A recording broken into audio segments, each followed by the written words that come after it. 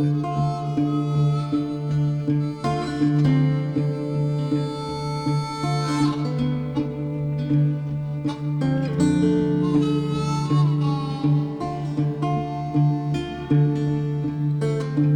there's one thing I'm sure, it's that droids come in all shapes and sizes.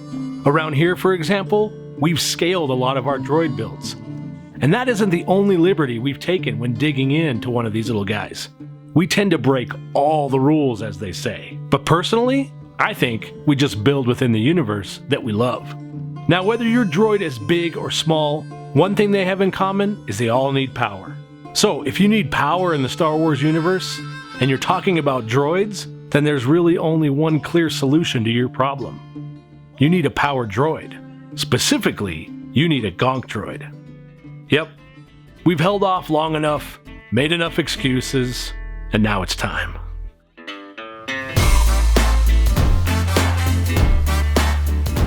What's up, you awesome geeks? I'm Brian, and welcome to the Smuggler's Room. This week, this chubby geek is checking one of those boxes, knocking one of those long-term, long-awaited projects off the list. We've got kind of an island of misfit droids around here, if you will, but there's one droid, one particular style of droid, that's been missing from our little Star Wars family. So today we're gonna Gonk, because in Gonk we trust, and in Gonk we must. So let's get to it.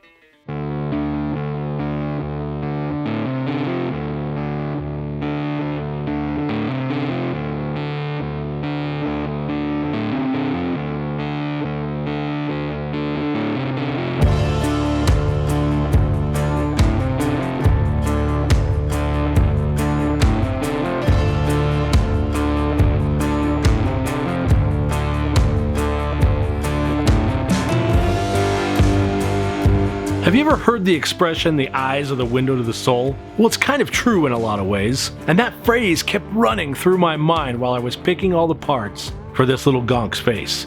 Sounds a little serious when talking about random junk being glued to a science fiction robot. I know, but I'll let you in on a little secret, my friends. Droid building can create a very odd relationship between the builder and the object. You're gonna laugh, but these little bits of plastic and rubbish actually start to take on a personality. And if you ask any droid builder if they have a connection to their droid, I'll be surprised if they say no. Tell you what, reach out on Instagram to our friend Tyler and ask him if he has an attachment to the droid he named Richard. I bet dollars to donuts that he does. It's just something that happens to a droid builder, and I don't think there's anything wrong with it.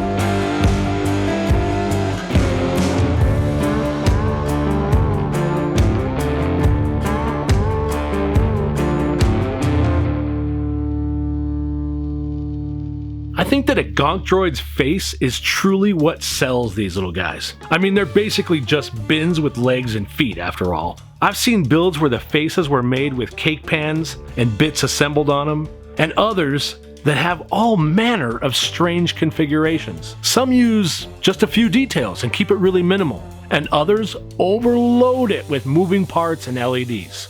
I don't actually think there's a wrong way to do this, in my opinion. Yes, if you're going for screen accuracy here, then a more minimal approach is the way to go. A recessed can to put your bits in. But we're pretty far from screen accurate around here, so why not?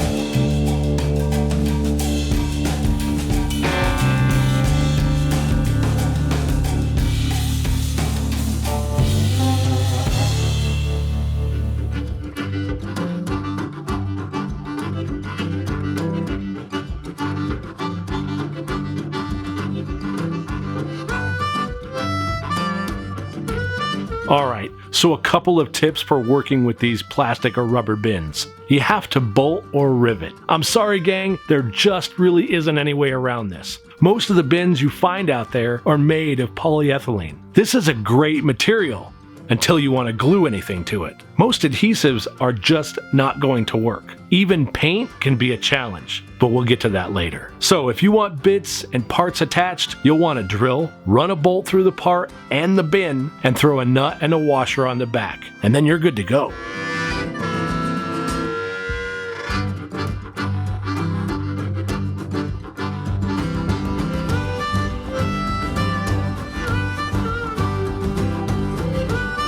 You know, we really don't talk much about JB Quick Weld around here, but when you need to secure two bits of something like metal together, this is one of those that you have to have in your arsenal.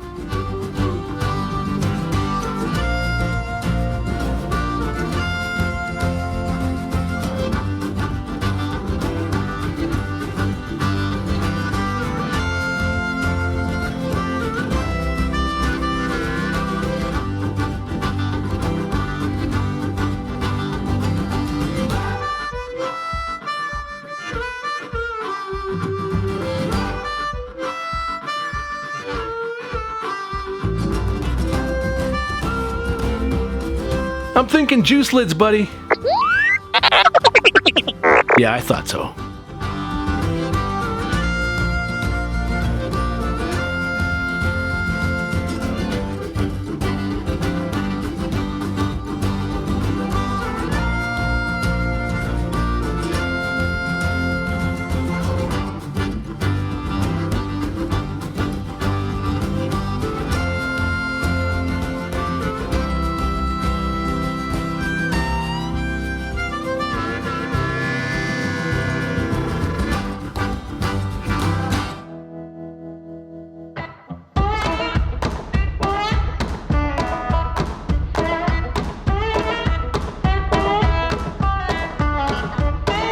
I think it's really easy to overdo the details on the outside of a gonk, and I'm going to do my best not to go crazy. There's a natural tendency to just keep going, and I'll tell you, if you do, your gonk will certainly get lost under all those details. That said, the more interesting you can make the parts that you have, the better they'll stand out. You might only have 4 or 5 exterior details, but if done right, they'll really help tell your story. Also, I'm not a foam smith. Not yet, anyway. But I've been experimenting more lately, and I found that Steve with SKS Props has some awesome HD foam. Specifically for this project, I'm using the dowels and the half dowels. They're going to be excellent for some of the detail. So if you're looking for super quality EVA foam, have a look at HD foam. We'll put a link in the description below.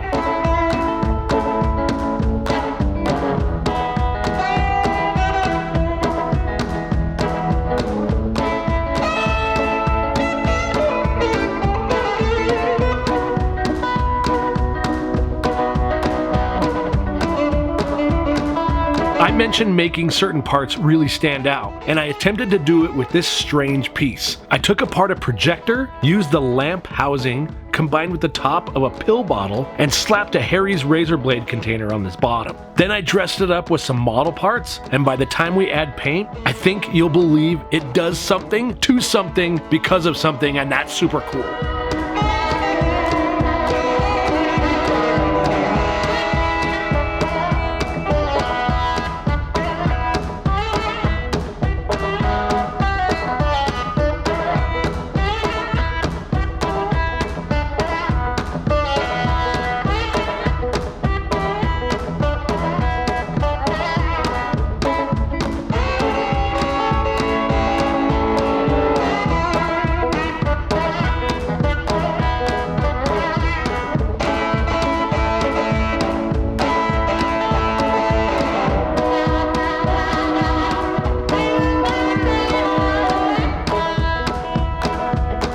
Now I don't want to get too far ahead of myself here, but this is going to be an actual power droid. And we have a variety of power elements that we're going to add, including these USB plugs. The bonus is, they look fairly in-universe, which is nice.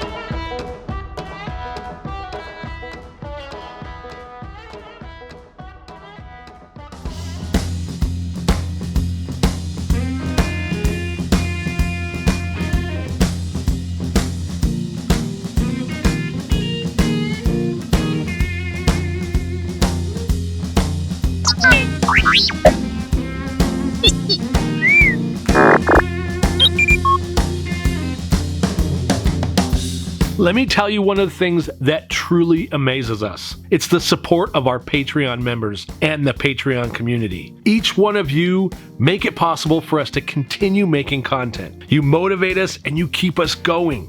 What you don't know is because of your generosity, we've been able to work in the background on several new ideas and directions for the Smuggler's Room. We're not ready to release that just yet, but believe me, you will be the first to know. Let me say thank you. And if any of you new viewers or seasoned Smugglers fans want to help support the show, you can find the link in the notes below.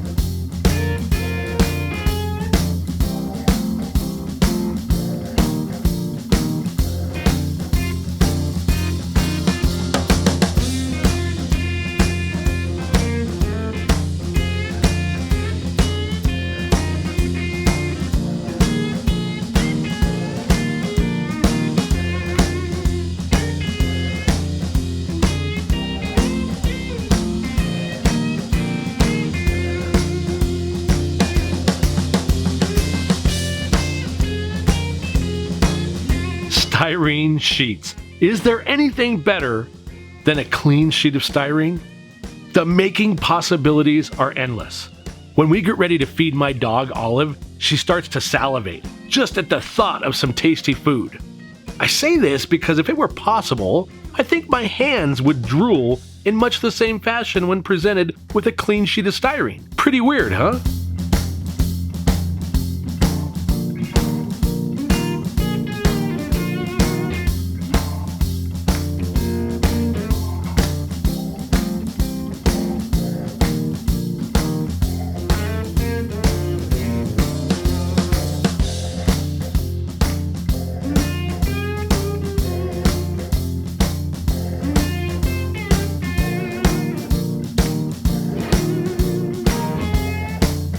Now, I said earlier, bolt or rivet. The rivets work great for adding bands around the bins using the styrene. This will help us hide the obvious signs that these are bins. At least that's what we're hoping.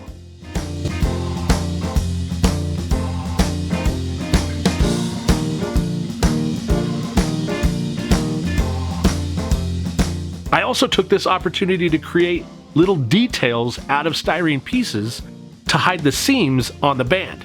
I like how this turned out. It's a pretty simple process of just making shapes to further the droid's story. After paint, we'll be able to see if this really worked.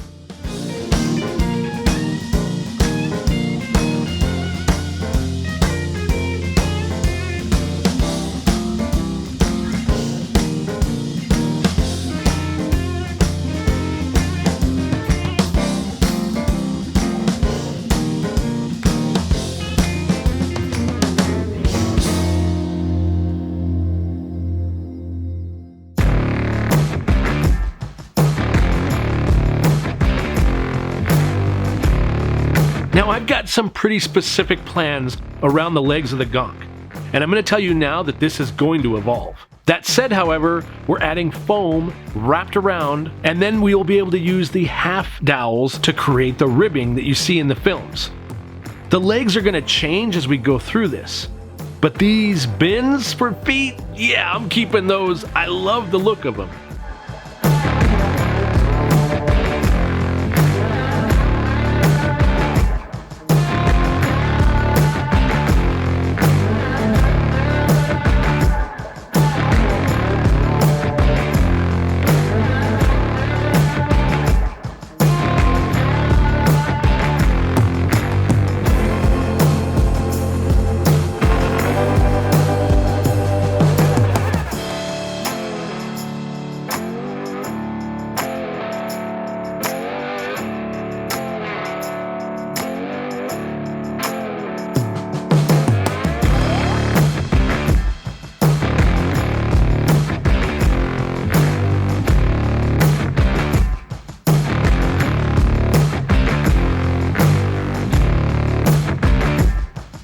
This little Gonk project is way bigger than a single episode for us, and part of that has to do with the legs, more importantly, what those legs are going to attach to. We're essentially prototyping right now. I wanted to get an idea of how tall our little buddy was going to be, so the legs, I need to determine their length.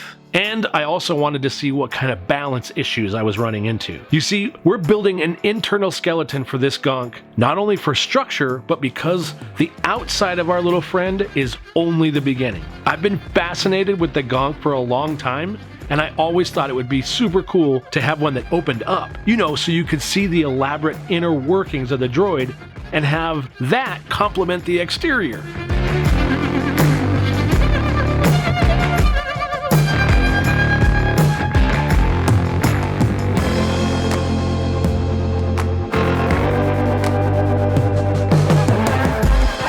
So what is the inside gonna look like?